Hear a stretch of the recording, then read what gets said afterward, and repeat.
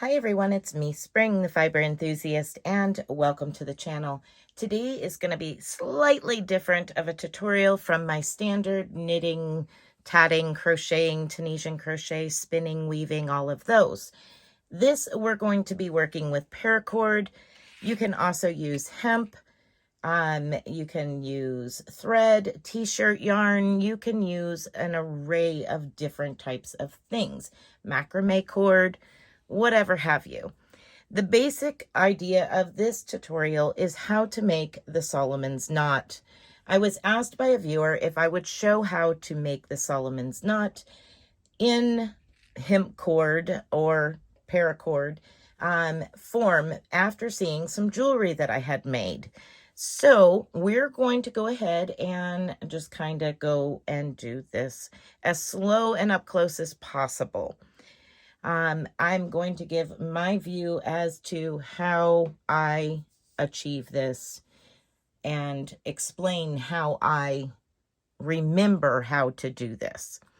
So it doesn't matter what kind of clasps you use, whether it's a D-ring or it's one of these clips here that are like that with a little bit of a D-ring at the bottom, or if it's a wooden ring, or if you just simply start with a core and a secondary piece that you're working around that core, and you've got this loop at the end. It does not matter how you start.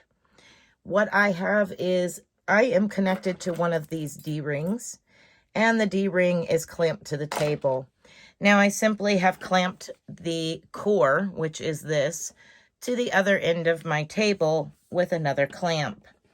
Just so that way the core is nice and taut, and it makes it easier for me to manipulate these pieces of paracord back and forth. Now, if you don't have the ability to do that, that's perfectly okay. You can do it without. You just have to adjust and manipulate a little bit more than if it was like this on the table. So I have here, and I'm going to zoom in so you can see a little bit closer. So I have here a section of Solomon knots. I am going to undo these, and we're going to start all over again. Just so that way, I'm going to move this stuff out of the way so I don't move it as I'm undoing these. A while back, I did some purse straps. I had created a purse out of an old military uniform top, one of the retired camos, and I decided to use some green and black paracord to create the purse straps. All right, so now we're back to basics here. I'm going to tighten that down just a hair. We're back to basics here, and we're going to bring our right over the top of the core here. So the right is over the top of the core.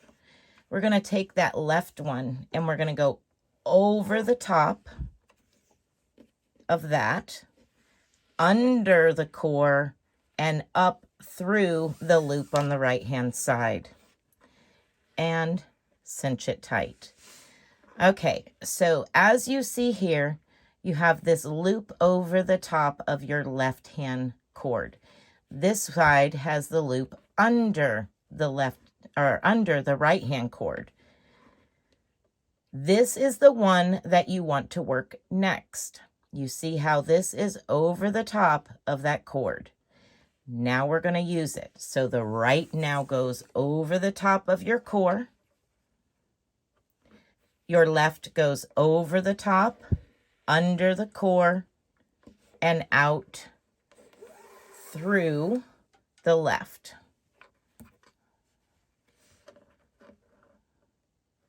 And then cinch it down. And now you'll see that it's on the opposite side. Here it goes over the top of the right cord and under the left cord. So now we take the right and we bring it up and over the core. Take your left and go over the top, under the core and up through the loop on the right-hand side. Tighten down. And now we've switched sides. Here it is over the top on the left-hand side and under on the right. So now we take the left and we go over our core. We bring the right over, under the core, and up through the loop on the left-hand side. And cinch it down. And you can see it has transferred. Now we're on this side. So once again, we're going to take our right, go over the core, bring your left over the top, under the core, and out through the loop on the right-hand side. And cinch it down. Now we're back to the left, over, let me adjust the camera, over, creating that loop on the left-hand side. Bring your right hand over the top of that one, under the core, and up through the loop on the left. And tighten it down. So here we are, we're on the right-hand side, bringing your right cord over the core, your left cord over that, under the core, and up through the loop on the right. And cinch it down. And you just continue to keep working this same pattern. And the easiest way for me to remember is if it's over the strand, that's the one that I use first. And then over, under, up, and through. Pull it down, left, over, creating a loop, over, under, up, and through.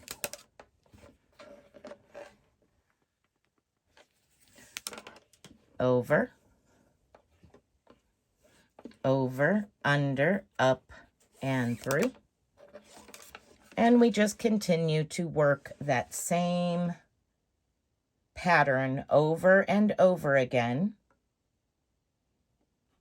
until you have it the length that you want. So there you have it. That is the Solomon's knot. I'm going to pull this D-ring out so you can see the other side. So here's the other side. And here's this side. And you can scoot them all down nice and tight. Like that. Now your cord does not have to be any longer than however long you want your strap to be. So if you want it to go around your wrist,